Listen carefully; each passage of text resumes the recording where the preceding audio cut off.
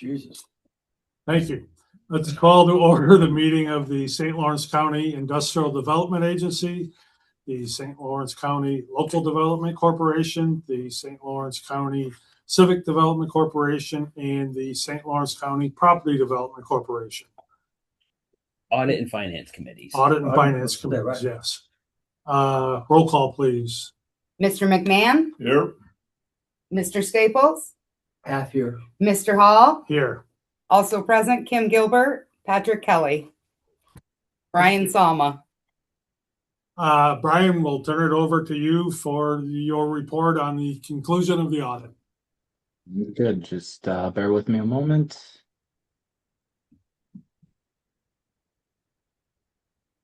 All right. I think I got the right screen. You see the full presentation? Yep. Yes. All right. Okay. Good afternoon, everyone. My name is Brian Sama. I'm a director at EFPR Group. I've been with the firm for about 11, 12 years, somewhere in that time frame. It all kind of starts meshing together. But I'm here today to present the audit results for the year ended December 31, 2025 for the four St. Lawrence County entities: the Industrial Development Agency, the Civic Development Corp., the Property Development Corp., and the Local Development Corp. Good. All right, so some of the things that we're going to go over today, we'll talk about the EFPR engagement team, briefly touch on the timing of our procedures, some very high-level audit results, and then a couple other matters. All right, this is a snapshot of our engagement team. I've already introduced myself. Also associated with the account is Doug Zimmerman. He is the engagement partner. He is responsible for the overall relationship with the four St. Lawrence entities, as well as for the final review of the financial statements in the file and authorizing the issuance of the financials or somebody to issue them on his behalf. I was assisted this year by Ethan Yoder. He is an engagement senior with our firm. And then one other person that is not pictured here that was also associated with the account is Haral Patel. She is a manager with our firm. In terms of the timing of the procedures, as you can see, we started the field work for all four of the entities the week of February 9th. A little bit of back and forth with remote audits, but ultimately it resulted in two separate issuance dates of drafts on February 13th and February 23rd. This is a relatively standard timeline, especially for a remote audit. 4 to 5 weeks or so is pretty standard across the board. And then we were able to issue these in their final format last Thursday or Friday. What was it? Thursday, right? March 26, 2026. Sorry, dates start to mesh together when you've issued so many of these things. All right, now in terms of the audit results, we have issued unmodified opinions on the basic financial statements for the PDC, CDC, the IDA, and the LDC. An unmodified opinion is a clean audit opinion. It is the highest rated opinion that you can get, and ultimately means that your financial statements are presented in accordance with generally accepted accounting principles, and that ultimately there are no material modifications embodied within these financial statements that weren't detected as a result of our audit procedures.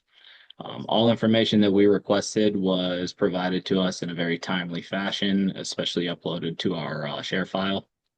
We had absolutely no difficulties in dealing with Kim or anyone from her team in our audits. The last big point on this slide is the results of our tests disclose no instances of noncompliance or other matters that are required to be reported under government auditing standards or in accordance with the investment guidelines. That's section 2925 of the Public Authorities Law. In terms of other matters, your tax returns for the PDC and the LDC are in process, and those will be issued in draft form sometime probably in the next week or so, if I had to guess. Your tax returns are due May 15th, but there is an extension available to November 15th.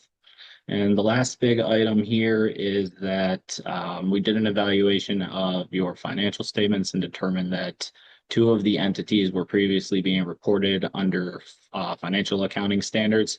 Our determination resulted in them being governmental entities and having to change the reporting structure to governmental accounting standards board standards. So that was the PDC and the LDC. So there were some changes to those financial statements, a more simplification of the notes and the actual financial statements themselves. And that is all that I have. This is my contact information. Anybody is certainly welcome to reach out to me at any given point in time throughout the year. What I like to say is that we are your auditors year round. It's not just during this 1 month time frame when everyone's trying to get the annual reporting done. I prefer that I am reached at various times of the year because it makes it a lot easier to address problems in the real time versus getting 6 to 9 months down the road and trying to remember back what our thought process was back when the event occurred. So again, please feel free to reach out at any given point in time and I will open it up for questions. Can you go back one slide, please? Yep, hold on. Oop, that isn't. There you go. Oop. You said that the taxes were due May 15th. Yes, they'll be due May 15th. Do you expect to meet that deadline, or will you have to file for the extension? I don't anticipate having to file for an extension at this point in time. I checked with our tax department earlier. There's just a few items that are outstanding. Once we get those, we should be able to issue the drafts, and then it's usually a pretty quick turnaround for issuing the tax returns and filing them with the appropriate authorities. All right. Will you send us this PowerPoint? Yes. Okay. Next question. What percentage of your audits do you do remotely? Oh, that is a tough one. Specifically for me, probably, I'd say probably 50% of the audits are done remotely for myself as a firm. I couldn't give you that statistic. There are some people that are on site more than others, and then there are some that are 100% remote. It is all client preference is what I will say. But in terms of timeline for turnaround for these entities, it would probably be a very similar timeline if we were on site performing the field work versus doing a remote audit itself. We'd spend probably every bit of a week to 2 weeks out in the field, and then we'd still have about another 2 weeks of wrap up time back at the office between finishing up some last minute items and drafting the financial statements and getting them through our review process. So based on your experience or your firm's experience or industry experience, I haven't fully embraced remote work yet. Sorry, you have or have not? I have not. Apparently, Okay. the gray hair is a dead giveaway. Do you find, as an industry or as a firm, what are the disadvantages of doing this remotely? Disadvantages would ultimately be we're kind of out of sight, out of mind if we're not there, and it's to some clients they kind of don't make us a priority. I have a handful of audits that should take a month to a month and a half to complete, and they're taking somewhere upwards of 6 months to complete because of the constant follow-up and re-requesting of documents and the promising that we'll get something and then they just don't send it to us. Likewise, I do have a handful that are very well communicative across along the way where I send a request and they provide me an answer or response to my request within 24 to 48 hours. This being no exception to that rule. They do the same thing here. Every request that me or my team had, there was a very quick response and follow up with it. So we do have our difficulties with some remote audits, but we do have our successes with them as well. So it really all depends on the client itself. Yeah, I guess I'm looking, and I'm glad we were responsive. I guess I'm looking at it from the standpoint of what are you likely to miss by doing it remotely? I mean, from that standpoint, what I can say is we effectively plan and perform our audits the exact same way that we would do so while we are out, if we are out in the field or we're performing them remotely.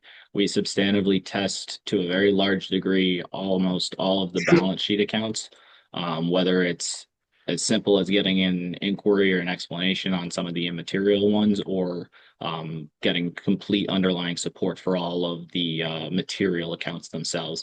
And then we'll still perform additional tests of details and analytical procedures on the income statement accounts as well to make sure that nothing glaringly obvious stands out. So we are doing a very thorough job, especially on your books. But there is always a risk that something could get missed. It's just based off of the planning of the audits themselves. But what I can say is, like I said, there is no difference in how we planned this audit compared to if we would have been on site versus remote. Thank you, Brian. Yep.